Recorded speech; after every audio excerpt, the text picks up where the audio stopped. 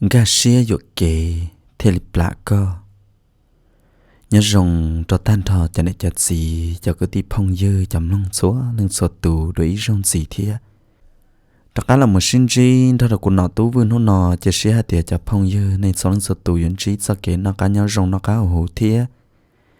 Em hôn nó bé họ là một sĩ chầm lông ý ra đã nâng thả tôn tại ý thu nệ chế là do hạt tiệt ý thu phao thế. Ê chế cũng muốn ra đã nâng bí tạo là họ bầu tôi sẽ hãy một sầu tôi luôn gì rong này chả. Nếu thả tôi hạt tiệt tao luôn này xong thọ lò lợ. Nhớ được bố thọ của chuyện do ý tôi lồng câu. Cô tao plà của ý tôi lồng trâu ở rồi rong thiết của lú lú ứ tàu ông cậu ẩn trâu ý vượt đùa. Xí xí lú xí xí nhẹ một lại vì do dân này kể ở cũng gà xía nâng dụ kể. Thế chỉ ta lên đó là do tị cũng hiện xí luôn này xía đu xếp hệ.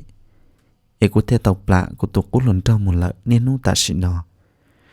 Trên khu cú xỉ trong đốt xía là chỉ bỏ cái vô hai lý trà. Gia linh tới thế thì mua ở ý ra này đan nâng cho tôi thả đờ cho nên kể khó xía. Là xía tiệt đờ cho nên kể khu xỉ dán tôi bật thấu. Mà nhớ được bật thấu thắt trả lý xong ít xía cho bồi dị chậu. Thấu nó cũng ta ít tôi lòng câu lý cậu dị cậu chua xong. Một cụ cung tàn đó lòng câu là gia tiệt ra cho bù liếp lông lận ta.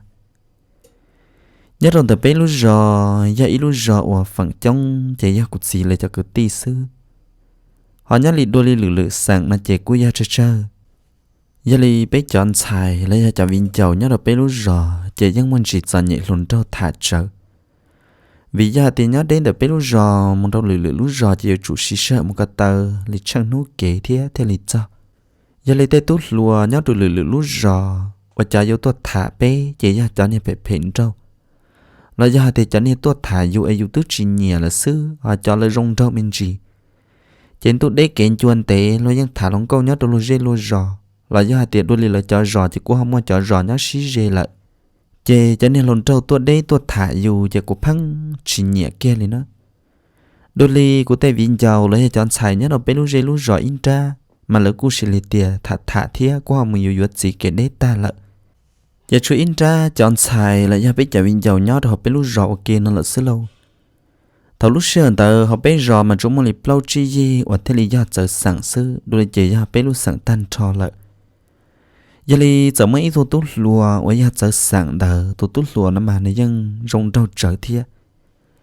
Tất gì mà thầu tờ chỉ nên tờ to rong thả biết chả viên giàu ít tu thôi ít tu đi lâu biết chả viên giàu nhớ đâu biết lúc rõ. Cho nên những lo sợ thả tan cho tụi tốt lúa nó mà lúc bề hoạt tăng. Chỉ tăng mà tăng xế cho trong tà ra vì hãy để tăng những bao để tăng tí lăng thế lý hạt sợ sẵn nhá đầu bê lưu rõ sư. Giờ lý tăng như thả tụi nó đa tụi nó nốt bùa chứ hả một thả tụi tỏ đa tụi tỏ nốt bùa lên đó nữa. Chỗ đã đa chọn xài là muốn mua xe thông rệt thông rõ lâu. Ta chỉ khó trăng tia chỉ nửa phân đa sĩ lỡ là giờ hãy phân đàn dìa là sư. Cú cô gia ý tu và tăng nhẹ nhẹ thia gia linh tờ tăng cú tôi thật thả cú thầu chỉ thân là cú chỉ bỏ hạt tiệt tăng gia ý tu và lo sợ thả bé cho viên dầu chi rõ lần nên nó chế của cô là một thả tăng thia nhưng nhẹ tăng vì gia dù xa hạt tiệt thấy rõ tăng tên này lụt đan đời giống một trắng tia nào nữa đó có tăng tôi thả cú mà tăng như hạt tiệt hậu rõ nó chỉ tăng nhẹ của tí lần xưa nó. Thì si sao ở chả tăng tôi thả của mà tăng tôi thả ít mò tăng họ kể sao là bên mò tăng mà đã cá tôi thả của đùa. Chế sập phăng ô linh tờ thầu chỉ thơ của nông tăng chế tăng hay được của hạt tiệt. Nếu gia tăng một liên một tê là gia hạt tiệt tăng một tê lọ tăng xa tăng thế là chỉ tôi thả của nó đó. Thì sẽ có trắng tiệt chế tăng như một thả của cha này viên dầu gì rõ lần nữa đó. Chế của chỉ bao lâu. Tức là giờ đợi luôn sơ tỏ cá vậy mấy mò cũng muốn ra quỹ theo viện dầu ấy chỉ lo tuần sai bự. Tất sĩ những hành dân gia hạt tiệt ta cho mò thì bao chí tôi lồng câu nhớ được bé rồi bé trả viện dầu nó mà cho lý do khỏe dù thia của những gia tù rồng câu nhưng lo xiết đua là chỉ tăng những nhiệt của cha tăng những tua đuôn đặc cụ tất sĩ mà tăng tua cho chỉ tăng bên tay cọ nó của sứ của lút chỉ tôi tăng là chỉ của tha nị cả chỉ gia đình tờ tăng họ một tay lử tu chè rong lên là cú dùng gì đâu tăng chè tăng thêm bằng một thả lở thiết thả lở nữa đó giờ lên mòn tao cũng sợ muốn đào xí lót tuần xài bự chế ở trà ướp bự ý mình bia chế tăng sợ chế lý tua thả nương ta lấy tăng lúc xua mà cũngยังbao rong đó khó tiề cho nên tôi thả dù chế như chư tàu nụ lúc xua đó giờ yếu dân chi được họ chế món đâu xứ là yếu như chỉ to thì nên lên tư lợi chỗ của thế bao tiề tăng chỉ cho tôi thả quỹ là sư tăng lo xó tôi thả của tụi vinh dầu nợ nó tí xì nó chỉ của sợ ủ tư dự can tôi tay kỳ cho của thiên nông của tụi vinh dầu nó nên theo cái đó của hạt tiệt tăng thiên nâng cờ tứ xít thả là toàn tế lòng nó lợi nữa thì xít tăng trên chế ta ra mà tăng như chỉ là một ba ít tu tự ở tê là do hạt tiệt do chỗ lên từ một tê liền trong tu chế tăng do thả tu tư chế tăng mà những ca khổ tôi muốn ra tụng được thả xứ nó chỗ của mà đi bao hạt tiệt tăng từ tôi một thả nửa toàn tế lòng nó lợi lâu giờ cụ thể khi rồi nửa hạt tiệt sẽ tăng lò của những tuột thả cụ thia tăng hai độc của hạt tiệt tăng một cụ tí lăng xứ e tăng hai lít trà độc co nó trên nửa hạt tiệt tăng lò của hai dạ linh đờ độc cụ thế tia giờ lấy cụ thể hai độc của tụi vinh dầu đã hạt tiệt chữ mà linh ứ cho vinh dầu thế xe bởi giờ tăng tuột thả ứ xứ là do lót sọ tôi một thả lửa tí xì giờ cho còn tăng lò chè ứ theo li muốn cho là bự thia thì là họ nô là chè tăng chia thả ứ xứ lô tăng mà lót sọ thả bây giờ vinh dầu họ rõ mà lấy bao chi lăng đờ giờ li bé cú siết kia ta hạt tiệt tăng dây tu năng siết trong tăng lo sọ tôi thả bé chồn trò nó chỉ sợ đờ sợ chỉ đồ tăng thía bé sợ đờ sợ quay lúc siết ta thì bé sao cả thả tăng lợn nó nè giờ linh tới coi là chỉ cú là chỉ cho bé mò tăng trợ bọc khờ cho bé tí cho mình giàu sư bé sợ quay lúc siết thì coi là chỉ thả cú là chỉ thả chỉ sợ đờ nó sao quấn trên nữa tôi thả lăng tư chỉ muốn được chạy sư nó chế thầu nó của cho vinh dầu bết sợ cho li tê lo là một thả trong hông nhót đê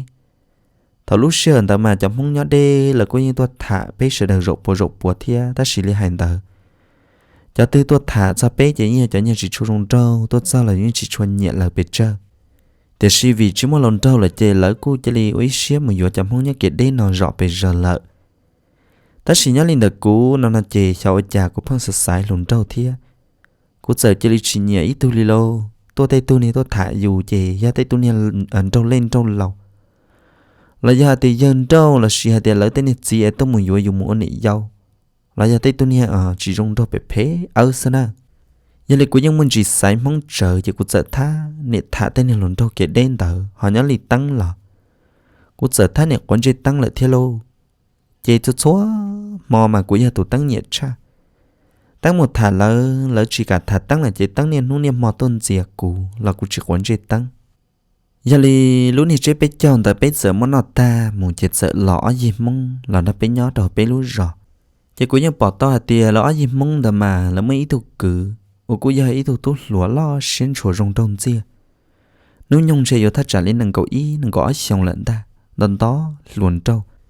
thì khi trong cái lời là nhát chia chỉ nửa rất chăm mua chỉ nửa sợ tha nị tôi thả chăn xài như là bé lú rò lên đó giờ lấy bé tư nho là cho nó thầu bé sợ đầm muốn lột tay rọ bé rờn đó thì bé lú nị rò mà xong đó cho nó chứ là do tiền em bắt là sợ hay tôi bé hay thì cả bé sợ đầm muốn lua đó ít sát trong cả tà sư em sợ đầm muốn tay đó ít sai mua cho chị tay cả xí dễ thì lột tay xí bớt chả em chỉ bút sợ đầm muốn lột tay ở đó thì ít lăng muốn ít công ít tàu đó khẩu khẩn nó giờ trong tờ ta ra sợ đờ sợ muốn lua ý nhà pha hà rong giờ ý luôn những cái cột trong lọt chờ được bố trả rồi rong ở tây ta ra thế nhưng ta tỏ cho hà rong ở rồi rong lua giờ cút xí là sợ cho bé muốn lua tao ý để tây ở nhỏ ý nhỏ tao bị dâu kê ra là mình chỉ chờ lúc những cái cột trong khẩn tờ được bố trả về cho tên tàu nhớ đồn trả lợi giờ lên tờ dân này kể giờ phua phở tờ bé đại niệm phở tên tờ tôi được bố đã cá từ trong một phần đã u rèn tu đây phần trả chỉ ở gì mong lọt chia đỡ lò là cu giờ cho lọt chia lọt ly giờ là sợ luật tây được bố đã cá từ trong cơn cầu ở bố trong phần đạn tu đây giờ lên tờ số rậu trong mong là một lọ liu tây được phần trả bé cho tên trả hạn trả ấy tao kể là được bên đó là chỉ vì những bỏ những bao nữa cháu cha của sợ bỏ tu tốt luôn đó nữa bao là một ế nó bị va bị chế nó lâu thế rồi chỉ nước qua đã cá tua bị va bị chế nó đâu bao tê chỉ nước qua ý tu tốt lụa rong đông xia thì ta sử dụng còn được rất xa mua họ dù lúc này xia chỉ biết sao thế ô và cha thấy tu tốt lụa nó tứ rong đông xia lần đó bé nhớ đầu bé lúc rõ họ chỉ tốt thả bé chân xài li thằng ta cũng như nó quá bé tôi viên giàu chỉ tao giật xịn đó là của hai tiếng nhưng chỉ tốt thả lời thiệt em chơi giao nữa muốn lồng câu rồi rong là lọ trà đấy của sa tao linh đó những mấy tròn nhẹ nữa theo ta chỉ những vị giấy được con xài giờ cũng chỉ mua bác sĩ một thả nữa cho cha bé sợ xí bộ rau ở tê là một giờ rồi thầu lúc này chạy lỡ tê ta mấy nô cũng nhẹ đó là cụ thiết của tôi nhá tôi nô bé sợ một món rẻ bó trả hạt đây cho là một no đó khó tiền lúc này sẽ hở ở tê mà nhưng giờ sai pla cơn cầu đi chơi thầu bé mù nữa mà sao mày đấy nhưng chỉ mua và chỉ mua đã chỉ cho một món rẻ đi nữa chơi bé mù mới cho nên chua ở giờ là để ma chín rẻ cho một lọn rẻ này chỉ không đã bé giờ cho trong tôi cho nên ma chín rẻ này chơi bé ba giờ một lọn rẻว่าจะเป๊ะตาต่อหมดซอโดนด่าเดน่ะโอ้ตูจะลินหลอนหน้าแล้ว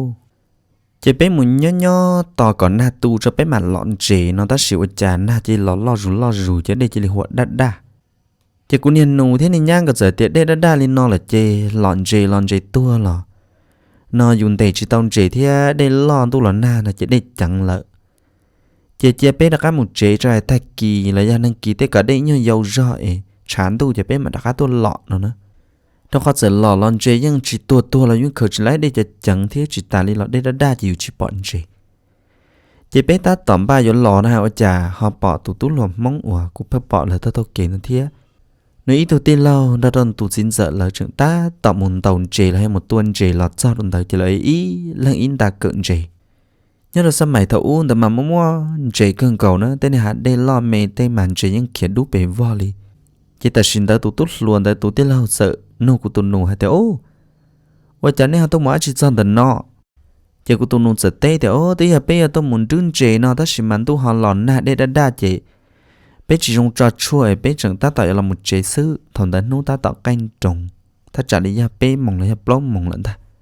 เจ้ากูตุนูหาดักนูให้แต่ไอ้เนี่ยหมาจีหลอดจันแต่เน่อย่าเลยเตะเลยแต่เ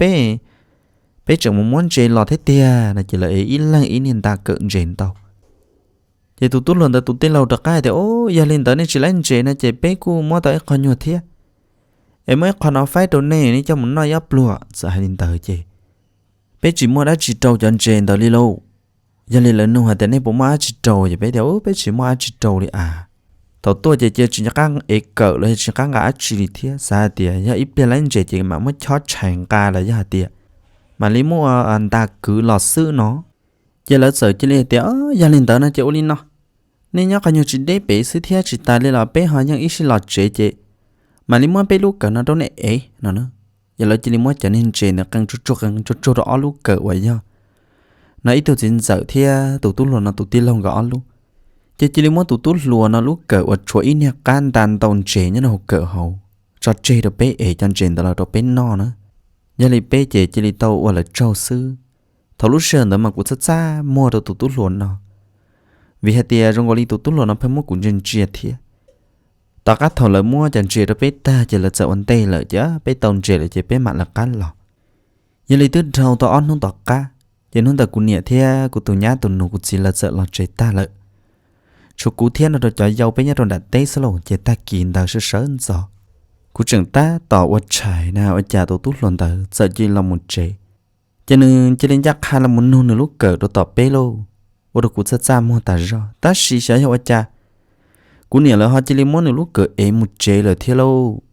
那了那路个就只来那路个都nở，这估测咋么，这估嘛放你放肆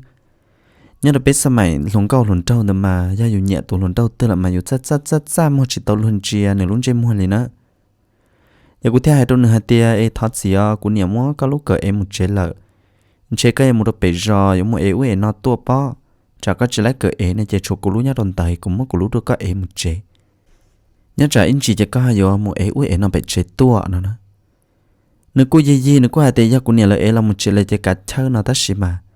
cô sáng này chỉ nên tới chỉ mua đã chi đâu nữa ế nó bị chế tua rồi đã té cho cô thêm món cú lú đun nữa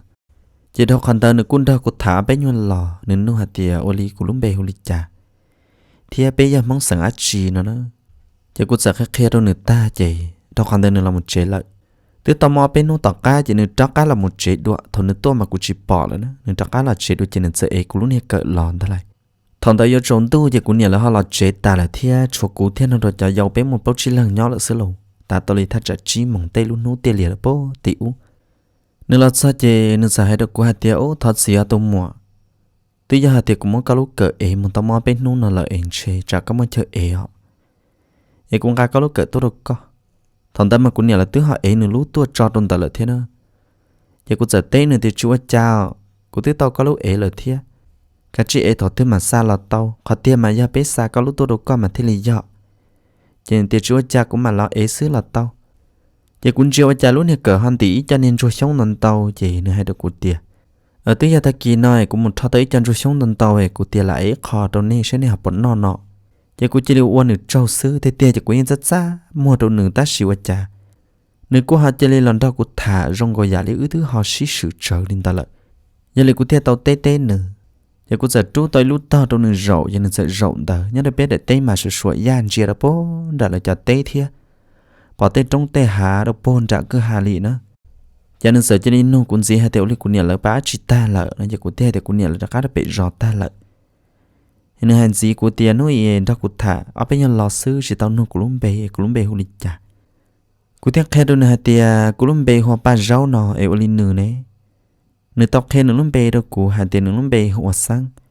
lấy giờ sang món da nữa nó bé mà bé da chọn món lì hoặc bé lú rò mà như món lì trong xứ cho nên dẫn đó của thả ướt thả no cho nên hai đó của hạt tiền và chả là sao rồi bé trong tết no nửa dục khó xía luôn lì chỉ mấy ít thôi phong ít thôi dư là do hạt tiền chỉ mấy ít thôi lòng câu nhớ nó khó thêm một thả lì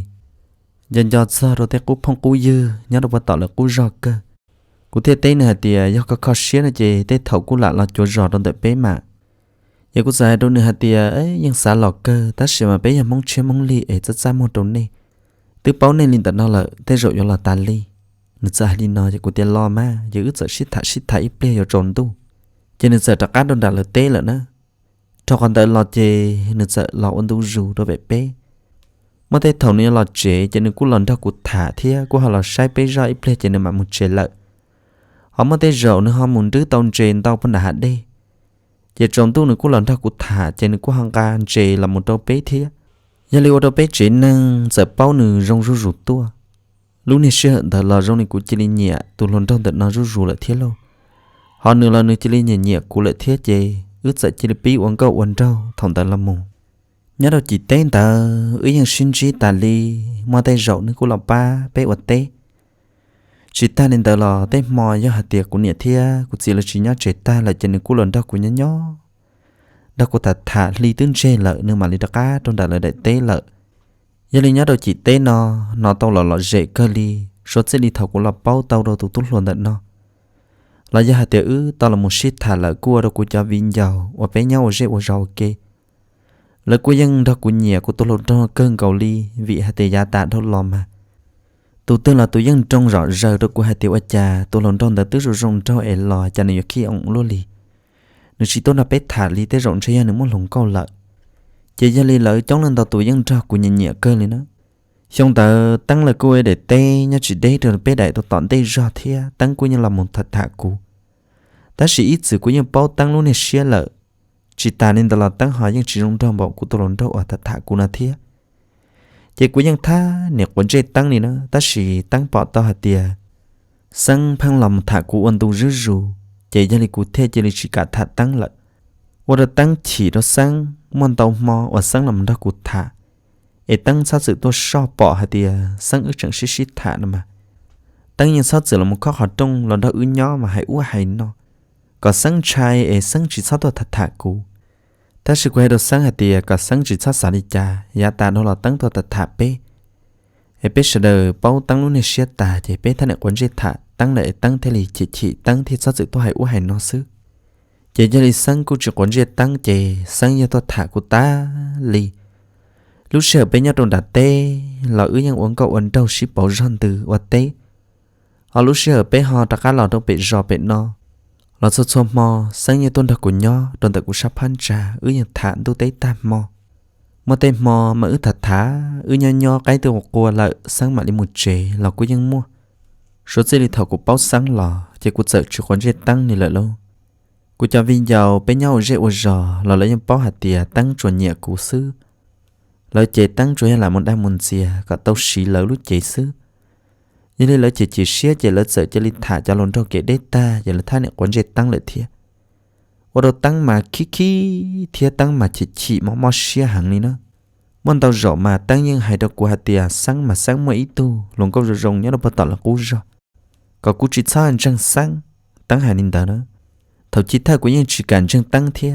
ta xíu chả mấy ít rau chế sáng sợ cho li trạc cam đâu bắt tao là cú rồi tao muốn li cậu nu mà nó cá lọt chế nhớ đâu là cú giờ mà một cái tay là ót nu thế là cho nữa vậy rộn nói những đồ của chị đó sáng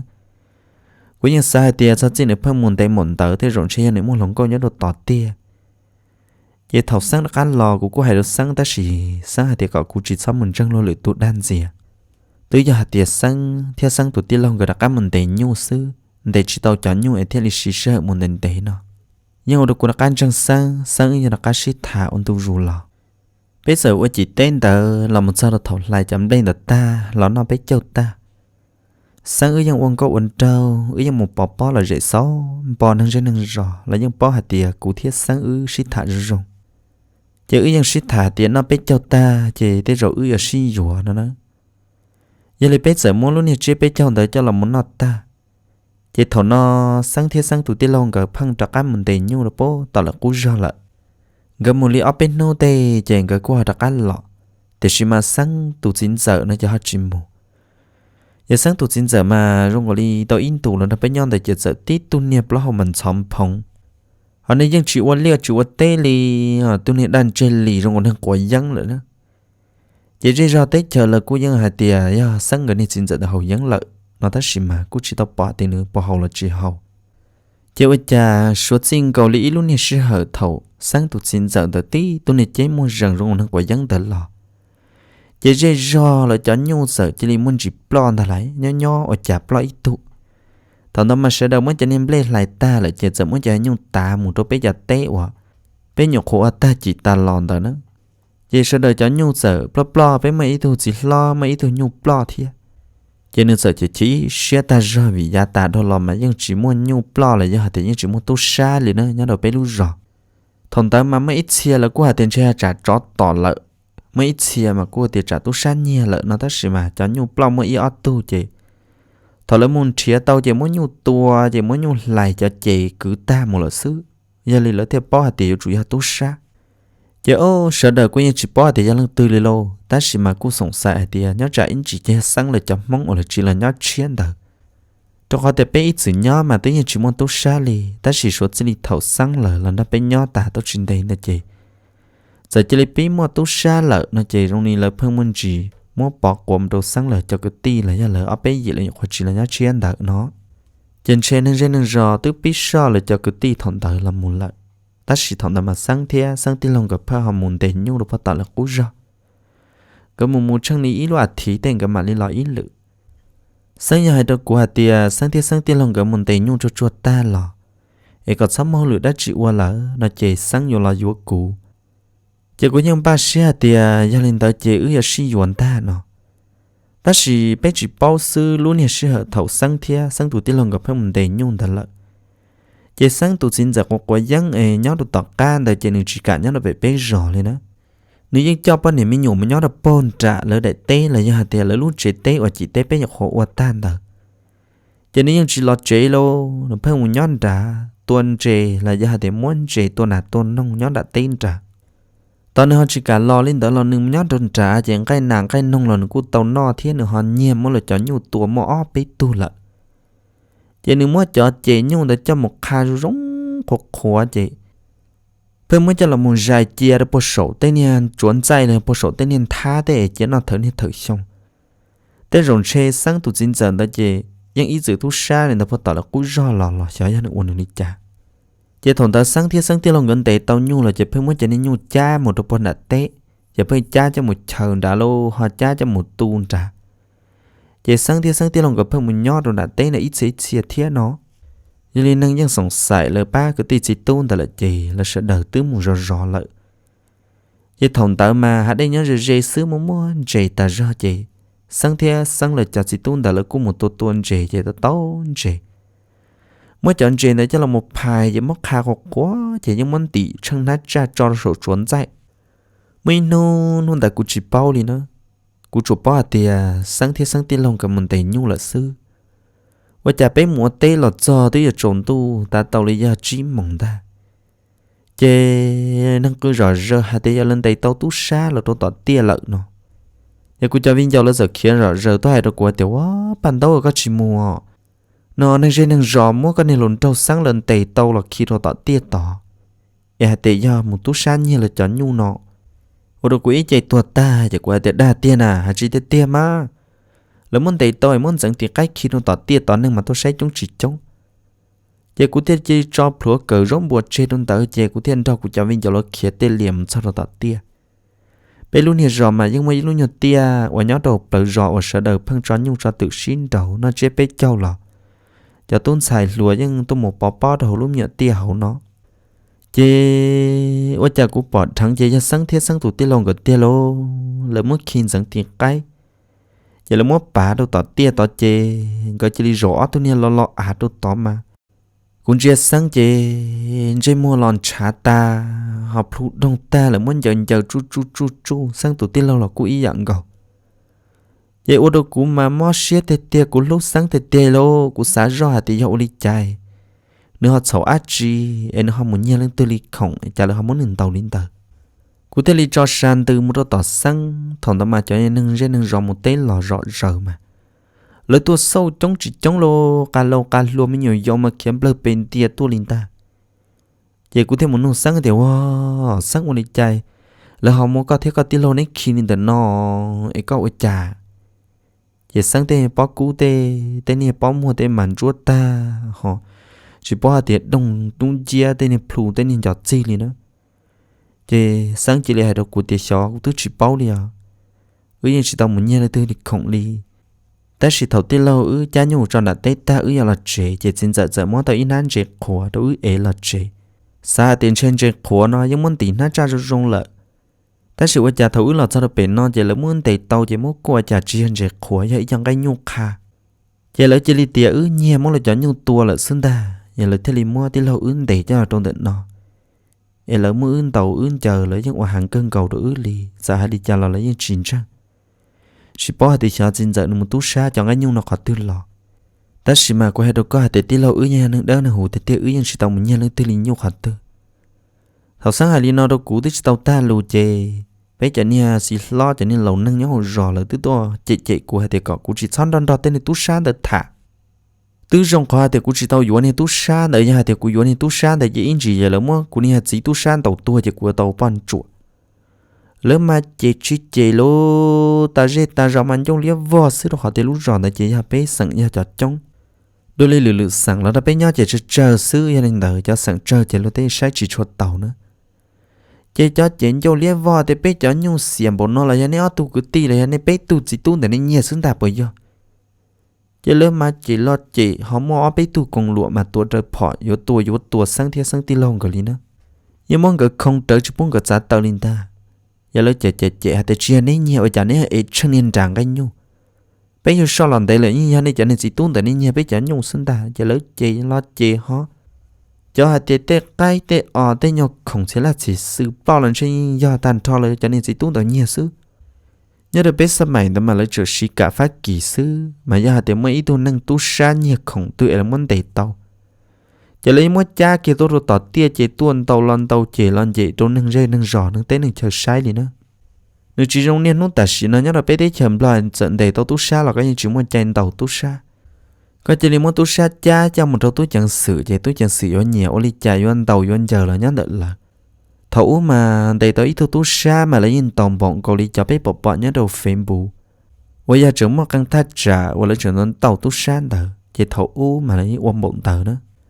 chế thằng tự tăng một tí lò chế tăng chỗ ý luôn nhiệt cỡ chế tăng giặc hàng là son được cụ chế tăng loài kia cụ thế cái này nhé có tụi nó đồ sáng cái này chúng có chơi biết chẳng nó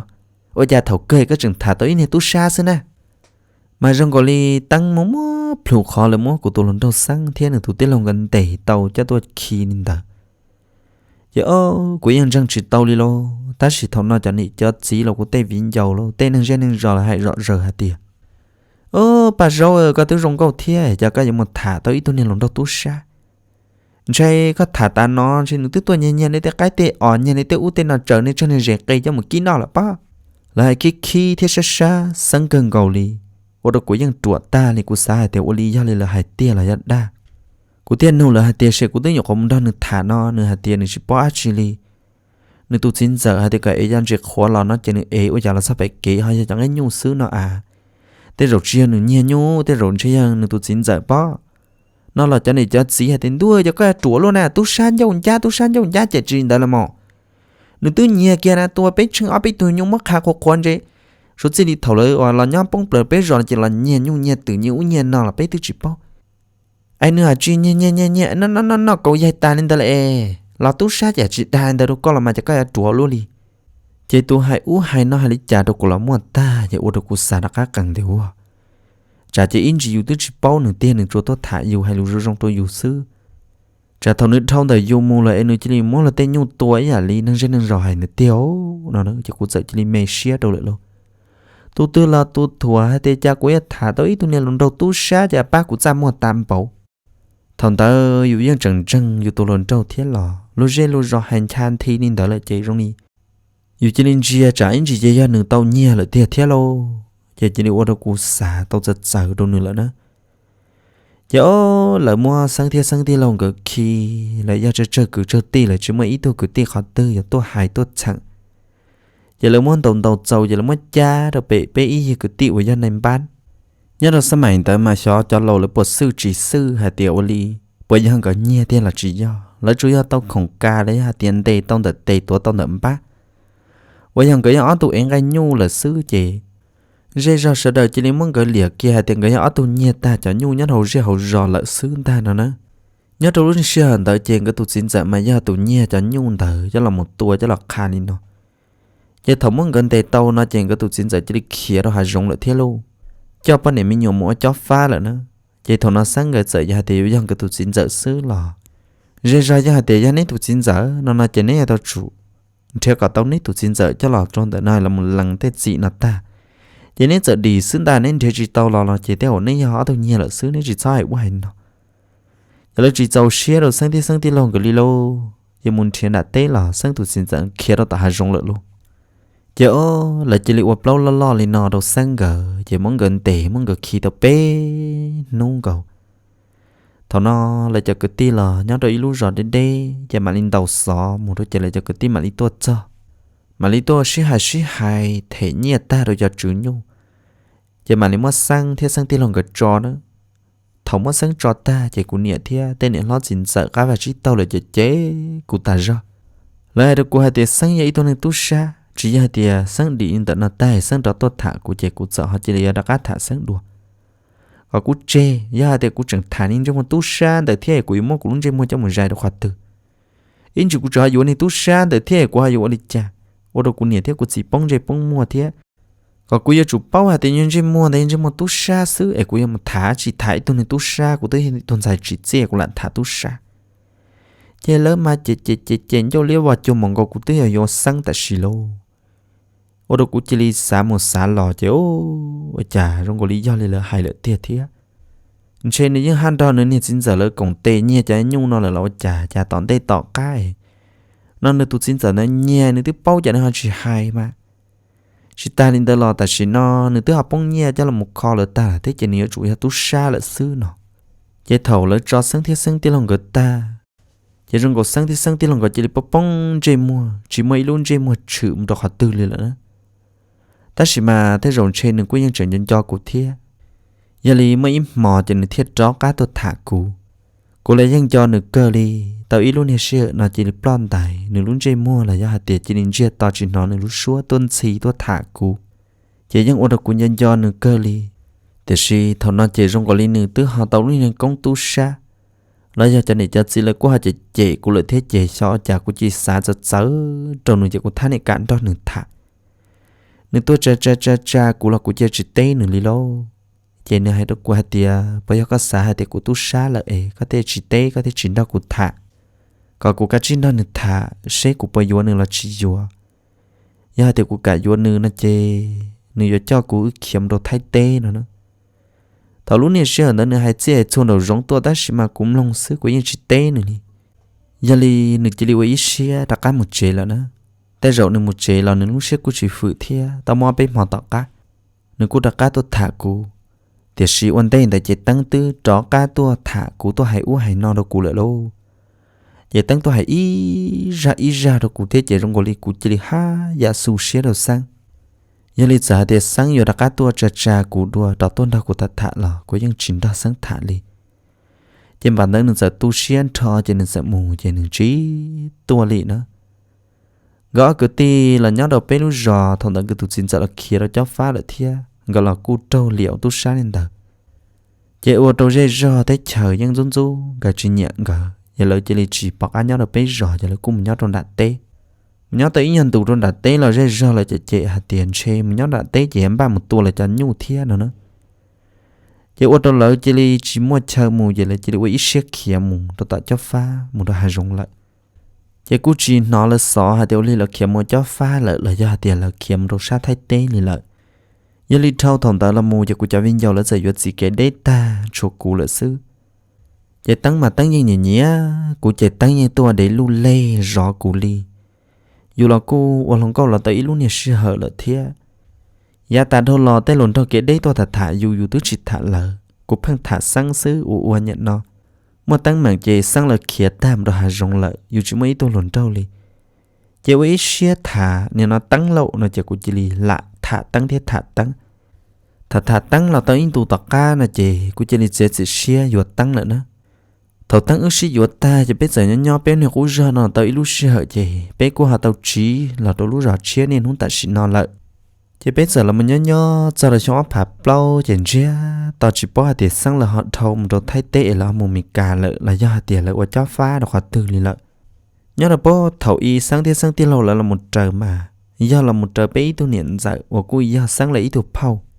chỉ tí giờ thời chúng ông chia bao để chỉ sang là tụt phao là sợ mấy ít luôn nó nửa tiếng là lâu rồi đó chỉ thì dám không mình cả là một sai là cô tôi ý tôi nhung nó cả bé mình đó là hậu lự thêm mình đó là nhưng nó cộng là trong món đời nó chạy bé sợ mù thằng muốn cho chơi là giật thả rõ rờ hạt tiền do sáng thiết sáng tụt tí lòng cả là một sai là tụt phong đời nó nữa ô đâu cũng tránh ta của xa thì ô đa là tiền à hạt tiền sáng thiết sáng tụt tí lòng cả chẳng muốn ra xuyên nhỏ là một thao đồ mình cả tế lợi đó cả là một sai là tụt phong thế nên là mình dưới tôi nhung tua đâu là tụt phong nó giờ sáng tụi dân lòng đó mà thầu y dân bây giờ cứ ti giờ thầu là mua sáng thia sáng tụi dân lòng gần tệ đó chị gỡ tụi phao thế dân lòng đó họ chỉ nhớ chế lợ nó giờ thằng ta cũng bảy tụi gì chế chẳng luôn xìa rong tròn gì lo xuyên chùa muốn chỉ rong đi sáng trở ta sẽ họ cho là xứ lại muốn nhớ đầu tết chả mình cả chế lên nãy chia thì nãy rồi rong lợ chị lấy những rồi rong lợ cơ đi nữa đó nữa ít tụi này chế bây giờ thật thà lưu đó út trong nó giờ cũng thấy liên quan tới rong chia chế ở trà giá sáng cú cho nên lo nên giờ là sợ đó là có hay rồi thế tồn tại chỉ sẽ sáng đặt tiền nó chỉ ô tô cũng mà lấy những thứ chỉ số hồ ta li lo hồ xe mà thì bị bong nó cũng lúc xe mót chân như tê ô cha cũng riêng nữa mà nữa lâu tua nữa rong trâu dùng một chỉ tam bảo li ô tô cũng chỉ li tàu tua đấy muốn nửa chia xuyên giật kỳ thế chỉ ta nên đó là xã đã cá đọt càng hạt tiền dạo li cha sao chỉ cho hạt tiền cho nhà nó nên họ thông một đôi mì cà thia nhiều rong trâu tam bảo li bắt đầu y em lên muốn nên toàn tàu bỏ mòn ruột ta em muốn nên thế này tí lâu gần lịa hạt tiền hàng người tu sa cha cho nên tu sa thời ý muốn gần toàn tàu em tại xin nó tí cho nên lâu tí cho nên mà nên nó vô vô ở liệu ở tây mà chỉ muốn rửa rửa hát chẳng tôi một rón chán nó cái tụ nhung ăn cái vô cho là một pli nó cái tụ phong thật sự thiệt đua đã các bọn người liên nó mà ở trong nó mò của lúc này xia trắng nhà ra li cú xa đã các đó càng xa thì và chả bắt đầu y em này tôn xin si cha cũng đã cú sắp phán cha hay đó cú hay để giờ cũng răng nửa thiết lú nửa tia chỉ có cũng ra nửa ước khiêm đâu thay tế ta chỉ unit xa thì nửa giấy nên tu xa xứ em đó nửa mua đã chỉ thế yuan nửa trên xe của nửa thế của chỉ là xa thì tua lại này cụ thể chỉ chậu nửa một đồ thay tê và chả nên nó tại chỉ nó là một tàu lúc năng rong lại rong đi luôn giờ chỉ chia luôn đi lúc cho chỉ hai là lúc này xe của xị nửa tư dự lúc tới chơi của chủ nhà tàu muốn nửa trên chế nó họ lựa phát tầng trò để út cho nó xứ thế rồi nó chỉ bao cụ thiết cho nó bây giờ nung cho cụ mong lợ thiết chỉ ta li nung lò nó cho nó buồn nung dê nung rồi thì cụ gia tụt tư giờ này nung lò cụ chạy đi tụi này lâu lâu đi tụi này chết mua cụ này đứa đã cho bê tu lại thiết giờ thì là giấc kia cụ hay thì cụ gia tụt bắt đầu y nó lòn xe cho nó bỏ bao cụ lợ nó vậy cụ nhớ lòn xe ta tỏ vô con này chờ ra mua sư chỉ ta đợi ít chỉ cụ này gì hay vô chỉ hay tiền này do cụ tổ cụ lần trong lò ấy cụ thế li nào mù rón trái nung là do này một ba liệu hậu lụy ít nung nào đó cho con tới là mù trên gỡ sợ là ô pli trong cái tụp phong đời ta vậy chỉ đã cái một mì cà lợi đó một mì cà trên chia to tán nói nhưng chỉ nó gỡ mong đi cú chỉ bỏ thì nhẹ nó tới rộng chế sáng chẳng ô lú năng rồi rong này cú cho nên buồn cho ít ra này đan năng cú bắt thầu y và tàu mua ít rau kiến công trâu đó để tôi lồng câu và ô lú niên năng giật giật nhẹ nhá rồi lú tới chèm lo nó lợi họ giờ thì họ tao nó là thọ cọ chuẩn gì sao kiến nó cá nhớ rồng xứ thọ khi đó có bỏ hạt tiền vì gia thằng ta cũng gà xé dụ kề co em cũng theo li tàu plạt co lợi sau gia đình tàu em cũng chỉ đi nè xé khi đó có kiếm đồ thay tê tê rộng nên nó ta xin họ cũng tới giờ có tù chế ư từ uốn lún năng gà xé lâu lý nên nó ta xin họ có uốn đó có tù nè chế chế ít sống phải dùng nông sờ đời nhớ li tù nè chế tận nó là nhà tụ phong tận nó nửa ra đánh năng vậy cũng mới cho là mình thả sầu cho chế xin nó để tháo trong tân đầu đầu nửa tua phâu ở trận mỗi lúc sợ thả nửa ra đã năng tôi đầu cú thả bút được biết sẽ đợi tóm lòng thiết giờ cú thả tao tóm đây tao cá chỉ trâu trời lấy có tụi chữ ra đã năng lúc sẽ xả sẽ nhẹ là thò ra xịn tân đầu cho con tới cho phong nhiều sợ đời trong xéo ở nên tao cộng lòng cú ra đã năng là tao là học bảo là sầu đốn chỉ nên tận nó thiết cho đã năng giả ta đâu lò ôn tu rủ tí xì là sao ra tận nó giờ li bé mà xí cho mồm nung đồ lưỡi ra chuẩn gì tận đây em bé mà làm một sinh trí đùa sẽ đời nhớ rồng